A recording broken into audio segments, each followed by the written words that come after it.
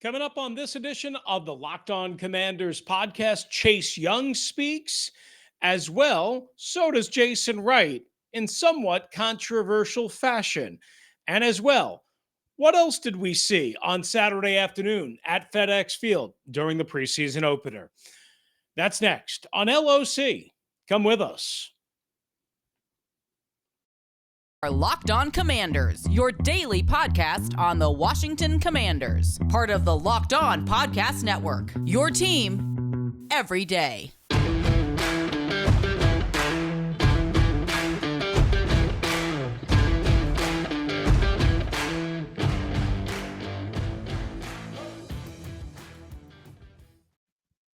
All right, everybody. Good to have you with us, and welcome to the Locked On Commanders podcast. We want to welcome you guys in. We are part of the Locked On Podcast Network, your team each and every day, your daily podcast covering the Washington Commanders, free and available on all platforms. You already know this, but we like to remind you anyway, including YouTube and the new WUSA 9 Plus app. That's right, your CBS affiliate in Washington, D.C. has a new streaming app that's a game changer for local news and sports in the DMV. Download the WUSA 9 Plus app now from your Roku or Amazon Fire TV stick. No matter how you're joining us, again, we appreciate you and for making us your first listen and or your first watch of the day. I'm Chris Russell, one half of the Russell and Medhurst Show on the Team 980 in the Washington, D.C. area. You can find it Monday through Friday from 9 a.m. to noon Eastern time or anytime live, free, and on demand on the Audacy app, as you can. This podcast, the Locked On Commanders podcast. My co-host David Harrison will be back on the next edition. He's been on special assignment in Tampa. He normally covers the Commanders for Sports Illustrated's Fan Nation. You can check us out on Twitter. David is at dharrison82. I'm at russellmania621. Not just Commanders, but a lot of Commanders. And the podcast at LO Commanders. And all right. So we did a quick post-game version of the Locked On Commanders podcast from FedEx Field on Saturday evening. So we're not going to necessarily go into all of the stuff that we saw yesterday because we covered a bunch of the big picture items, such as Carson Wentz's day. We'll have a little bit more on Sam Howell here today. On this edition. We talked about Brian Robinson. We talked about Antonio Gibson's fumble. So if you missed my immediate reaction, big picture thoughts from Saturday's preseason loss, please go check out the last episode before this one of the Locked On Commanders podcast. Pretty easy to find. It's titled Carson Takes Command. So you can read or see all about that or hear all about that. On this particular episode, what I did want to do is concentrate on the news that is circling around the franchise, and there's plenty of it, but also some of the other things that I picked up by going back and watching the game over again. Couple of things. I didn't see Jamin Davis as a big factor on Saturday, but one of the first plays that I actually saw when I was watching the game back that jumped out, he absolutely shot a gap and helped blow up a run that ultimately Derek Forrest and Jonathan Allen cleaned up. But it was really Jamin Davis kind of shooting the gap, right? Now, Jonathan Allen, we mentioned him. I saw a couple of clips, right? A couple of coaches' film clips. I mean, he was just unbelievable. That's all there is to it. I mean, just pushing people around like rag dolls. He beat the left guard, Michael Jordan, not the basketball legend, but Michael Jordan with a club move, a swim move, and just got to the quarterback. Jonathan Allen appeared very much to be, on his game in terms of keeping the pressure and the dominance from an interior tackle. By the way, Jonathan Allen, number 88 on the NFL top 100 list. So congratulations to J.A. Meanwhile, there were a couple of other plays that I wanted to kind of single out. Look, the defensive line, I thought there were some really good things, right? Deron Payne was able to run free with James Smith-Williams on one. They got a pass knockdown. Both of them, again, just penetrating off the left side of the defense and really coming in kind of scot-free. Carolina didn't pick it up for whatever reason they had. Maybe they blocked down. I don't know. Fedarian Mathis, the second round pick, also had a couple of moments where you say, you know what? That guy's pretty good. Guy's pretty good. Boy, did he push the pocket. And man, did he also hold his own in run defense. One particular play where he just shed the tackle and he engulfed a runner for Carolina, early third quarter, 1 yard run. The problem was, if we're being honest, on that particular drive, there was at least 4 or 5 times where the second or third team defensive line, kind of depending on who you were looking at, mostly the second team guys, they were pushed off the ball. They were pushed off the line of scrimmage. They were controlled, and Carolina was physical, and they handed it to them. There were too many times that happened. Doc Walker pointed that out on the broadcast. He wasn't wrong. It happens. I saw guys just get blown off the line of scrimmage, but that's kind of a backup offensive line for Carolina on a rebuilt offensive line. So that wasn't great, if I'm being honest with you, right? Listen, it can happen at times, but even Ron Rivera said the speed of the game for the second team unit, and specifically in the second half, was a little bit too rich for them. They weren't expecting that. They got caught off guard by that. I don't know if he's talking about at the line of scrimmage or not, because there were plenty of, again, good plays as part of that one drive. I mean, Casey Toohill had a big pass rush off the left edge, and Daniel Wise blew up the quarterback, I think it was late in the first half, for his sack. But then there were a couple of times where Toohill and Wise, and I noticed this again on that first drive of the third quarter for Carolina, where they just got pushed back. Again, it's going to happen. They get paid to play too. It's just something to kind of keep an eye on, because this team can't have a major regression in terms of stopping the run, kind of like how they had in 2020, where they were much better against the pass, but not as good against the run.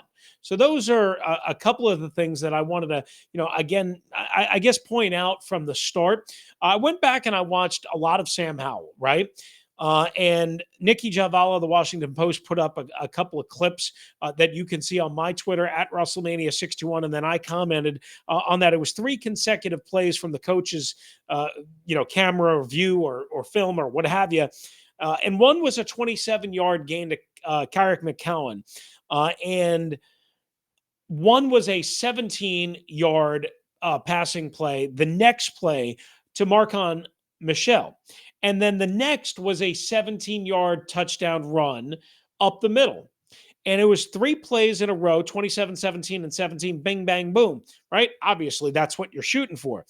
What I loved from Sam Howell in those 3-play sequence is how he manipulated, or it seemed to me, how he manipulated his eyes and manipulated the safeties to look off coverage, to find guys that maybe weren't his initial read, to hold. He was facing 2 deep safeties, to hold them there so that they couldn't converge down and squeeze down, that they were basically still having to honor their coverage.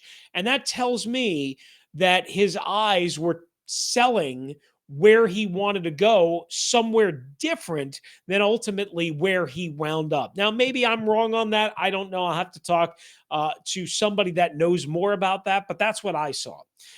And again, a couple of big passing plays totaling 45 yards or so, and then the 17-yard touchdown run. One other thing that I wanted to point out, McGowan, who we mentioned, had the 27-yarder. That was kind of on a deep dig. Maybe it was an intermediate dig, kind of depends on how you kind of look at it. But he got about 9 or 10 extra yards by breaking tackles and dragging guys and carrying guys. I haven't seen a lot of him. I honestly, I didn't really know a whole lot about him. But that one play was pretty darn impressive. Now, his kickoff returns, Ron was pretty pissed off about that, quite honestly. I can't remember if it was Alex Erickson who had the other short one, but there were a couple of kickoff returns where they didn't get to the 20, and I know McGowan had one of them. So that is certainly, again, something to keep an eye on, something that the head football coach was not very happy on. But again, with Sam Howell on the touchdown run, the 17-yarder, he had a little pump fake to hold and hesitate and freeze the linebacker, who was the only guy who could get him right up the middle of the field. But again, it was two deep safeties, and he sees the whole middle of the field open up, and he takes off. I thought Sam Howell played a pretty smart game. Even on his first series, he had a couple of screen passes. He didn't get a first down, but he got rid of the ball. He recognized the blitz. These are all the little things that you're looking for out of a young quarterback, right? I mean, it just is. So the other thing that I kind of thought was interesting, and I said, just look through my notes here, Danny Johnson, he had a couple of really strong tackles, but he was playing way off coverage. On a 4th and 1, Danny Johnson had tight coverage in the route, and PJ Walker, the Carolina quarterback at that point, should have run it for the first down, but he fired it late. And Danny had the opportunity to blanket his receiver and get off the field on 4th and 1. So that was a key little thing for me. In addition, I would say this, Stephen Parker, a safety, again, don't know a whole lot about him, number 16. Boy, did he have a big pop on PJ Walker as well, so much so that his helmet came flying off. Also, rookie Percy Butler was in on a couple of pass breakups. That was good to see. And again, the Washington defense, not good enough on 3rd down. We know they struggled early in the game, but as you pick apart some of that long touchdown drive that I was mentioning early in the 3rd quarter, gave up a couple of 3rd downs there. So they're going to have to tighten that up. Of course, that was a huge problem last year, especially early on in the year. So those are some of my general observations that I didn't get to on Saturday's post-game brief episode of the Locked On Commanders podcast. Just wanted to pass those along to you. David will have a chance to obviously watch a little bit of the game. I know he watched it actually live, I should say, but have some of his own thoughts on the next episode because he will be solo. So you'll get kind of his spin on what he thought of Carson Wentz and Sam Howell. And again, if you missed the big picture takeaways, go back to the previous episode, Carson Takes Command. Is how it's labeled.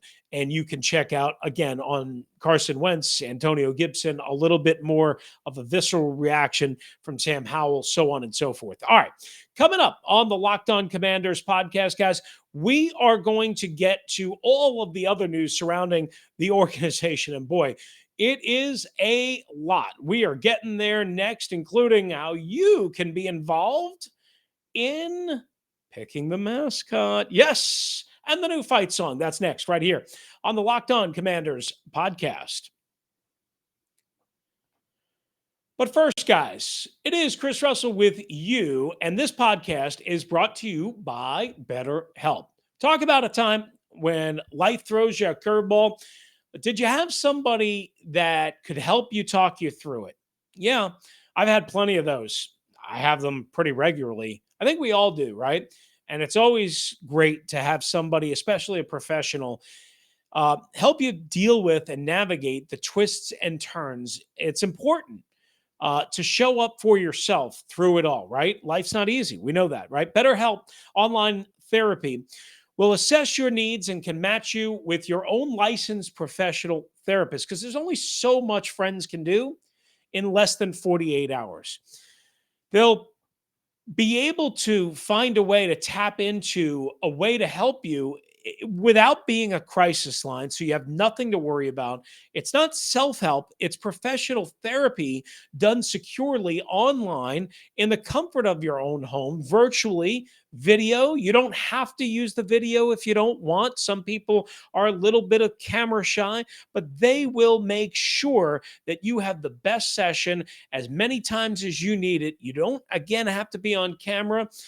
You can be on your tablet or your phone or your laptop. It's really, really easy. It's called BetterHelp. It's more affordable than traditional offline therapy, and financial aid is available.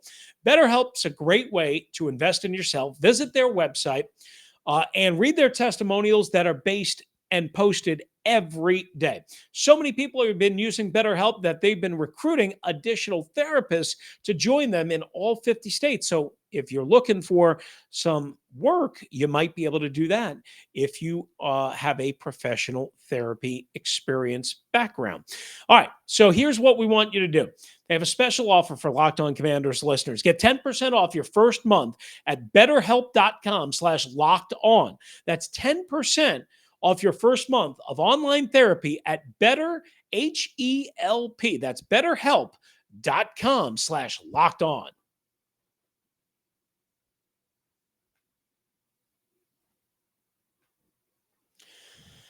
All right, guys, it is Chris Russell with you right here on the Locked On Commanders podcast as we start you off a new week. Thank you for making us your first listen and your first view of the day. So you may have seen this Saturday if you were at FedEx Field, and you've probably seen this online. The Commanders want you, yes, you, to be a part of their selection process for their new mascot, which they're not going to unveil until the end of the season. I believe it's against the Cleveland Browns on New Year's Day, which would be week 17 of the NFL season and game number 16. But they announced on Saturday 4 ways that you can vote for the theme of the mascot. And they put it up on the scoreboard. And, some of it is self-explanatory.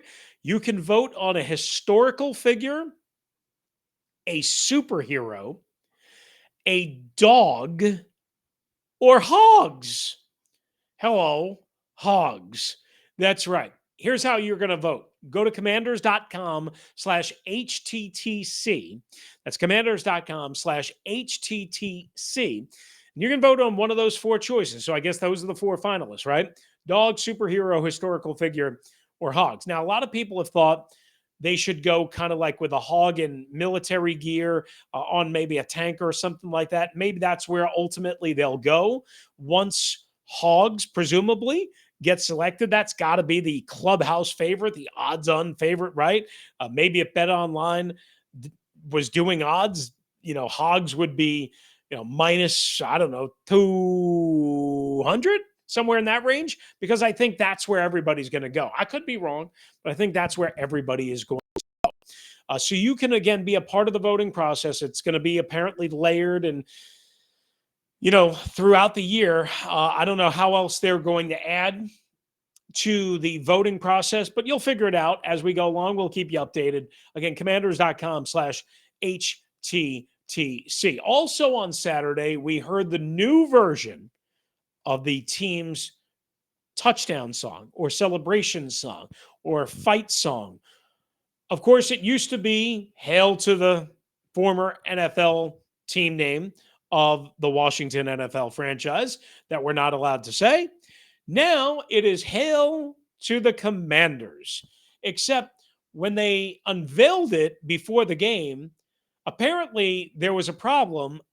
I haven't quite gotten the whole story, but they didn't play it after the first Washington touchdown of the day, the first ever Washington Commanders touchdown, Brian Robinson's rushing touchdown. They didn't re-unveil it, and it was with different lyrics slightly after the second touchdown, after the first of 2 Sam Howell touchdowns. So basically, in case you didn't hear it yet, the song goes along with the melody of the old song and has some of and many of the same lyrics, right? But the tune, the tempo, the way it sounds to your ears, the first thing I thought being in the press box at FedEx Field, and I don't really care about any of this stuff. I'm a football guy. I'm not a song guy. I don't care about jersey colors. I don't care about any of that. You guys, I know a lot of fans do. I got to be honest with you. I don't. I mean, I cover it because I think you guys are interested. But honestly, it makes no difference to me. I'll call them whatever they call themselves. I care about the color jerseys and the shades and the tints. It's all nonsense to me. But I cover it because you guys and a lot of fan base are interested in it, right? But the song sounds almost like a New Orleans jazzy type throwback, right? In terms of the music. Again, they almost slowed down the tempo. It's like in warp speed. It was weird. It was interesting. but it was weird. I don't know if they're going to adjust it moving forward. They have until September the 11th to re-unveil it. I don't know what they're going to do. But the third line of the song, as you may know, was chosen by a fan vote, again, of two options, and it'll be, quote, "Fight for Our Commanders," which will be followed by, basically a more traditional, which is part of the old song, "Fight for Old DC." So Joey Colby-Begovich met with reporters before the game on Saturday at FedEx Field, and also mentioned, not only about the new fight song, but apparently they've scrubbed 1,800 references to the old team name and put some wall art, which I've seen all over the place, and did some different things to basically spruce up the place as much as you can.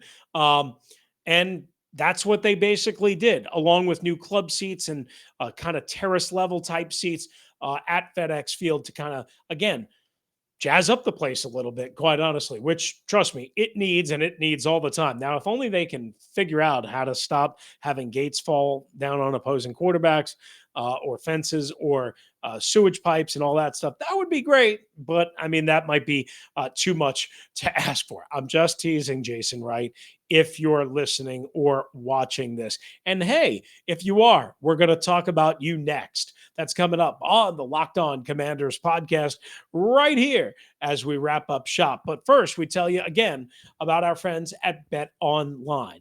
That's right. BetOnline.net is the fastest and easiest way to check in on all your betting needs. Find out all the information for all your favorite sports and events at the #1 online source for odds, lines, and games. You need help and information on Major League Baseball, the NFL preseason, NBA, NHL, combat sports, esports, and more. BetOnline will be your home for all of your wagering info, podcasts, live in-game betting, scores, and more. Head to BetOnline today. Maybe you want to plunk down some early money on the Commanders on the road against the Kansas City Chiefs. You might want to take the Commanders plus the points because Patrick Mahomes in Kansas City are going to be favored, even though it's just the preseason. Arrowhead, the site, Kendall Fuller's return. Maybe throw down a couple of dollars on your favorite football team, the Washington Commanders, at BetOnline, where the game starts. All right, guys, we finish up the show with Jason Wright. He spoke to the media on Saturday as well. I wasn't able to attend because I got to the stadium late and some traffic, what have you. This was more like the daily beat reporters because there was a controversy on Friday, but what have you. He said, amongst the many things that he said, that he feels the new stadium will be ready for when the team transitions out of FedEx Field when the original lease expires in 2027. Despite all the recent setbacks, as you may remember, in the Commonwealth of Virginia, there was a tabling of a bill that meant they didn't vote. And there's the FedEx 2.0 property that they already own, but they're not getting any help to construct it, so on and so forth. They really want to build ideally in Virginia, but they may be stuck in Maryland, again, near the current site. They're not going back to RFK, even though that came up. He said, quote, "I think we'll still be able to hit our timeline." This, according to multiple reporters who had that quote. Quote, "It's going to take hard work. It's going to take hard work. We definitely have to be at full sprint and pace, but we'll get there." Listen, I don't know what any of that means other than, hey, it's mid-August 2022. If I'm wrong, well, I might not be here at that point, number one. Number two, if I'm wrong, nobody will probably remember it anyway. I mean, he has nothing to lose by saying, yeah, we think we're going to get there. We're hopeful. We've got to put in a lot of hard work. I'll believe it when I see it. I think that timeline is going to be hard to hit.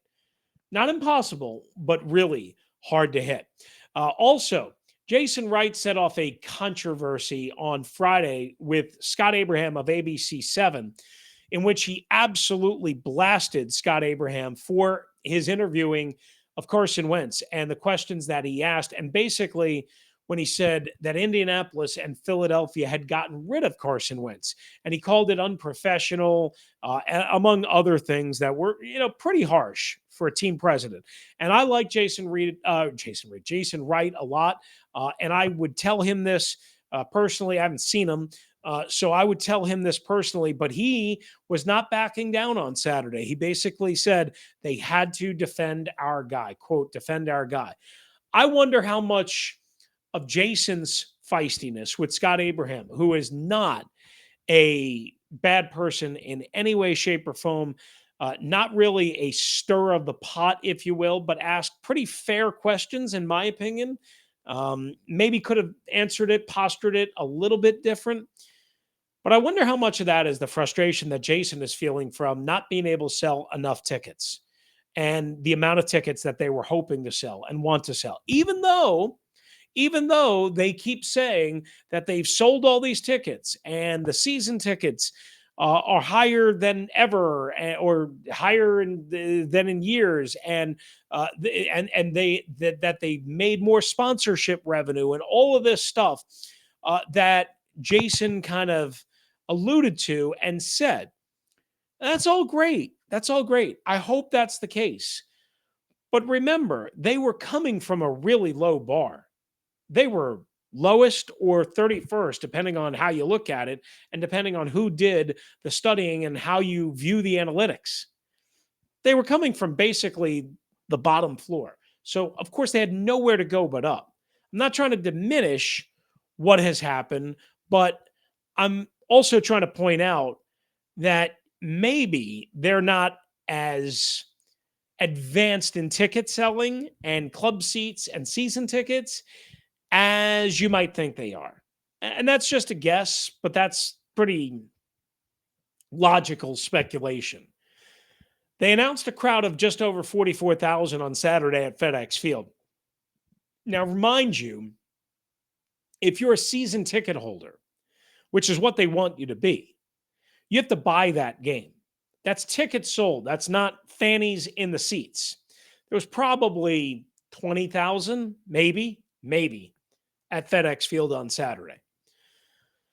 They announced 44,000. If they announced 44,000, it stands to reason that they don't have more than 44,000 season ticket holders. Not that anybody would expect them to have that many, but it would stand to reason that that is logically the case, because again, you have to buy the one preseason game this year, or normally two in years past, and two again next year. So we just have to point that out, right? We'll see when we get to week 1, September the 11th, how excited people are. And I think that was part of the frustration from Jason Wright. All right. We will have more throughout the week. Again, David will have a solo episode coming up as he makes his return. Thank you again, Commanders fans, for making the Locked On Commanders podcast your first listen and your first view of the day. Now make the Locked On Fantasy Football podcast your second listen and view. Find the intellectual fantasy expert, Benny Iyer, who brings over 20 years of NFL expertise and a unique angle to give you the moves that no one else has. Get ready for your fantasy draft with Locked On Fantasy Football. Again, David will have a solo episode coming up. Then we'll be back together later on in the week as the Commanders get ready for the Kansas City Chiefs, Patrick Mahomes, and Arrowhead Stadium. If you want to hop in, 301-615-3577 or lockedonwashingtoncommanders@gmail.com. For David, who is covering the Commanders on special assignment for SI.com's Fan Nation, I'm Chris Russell, one half of the Russell and Medhurst Show on the Team 980. If you're out and about, please be safe, be kind to one another. Don't you dare drive like a maniac. And thank you for joining us right here on the Locked On Commanders podcast.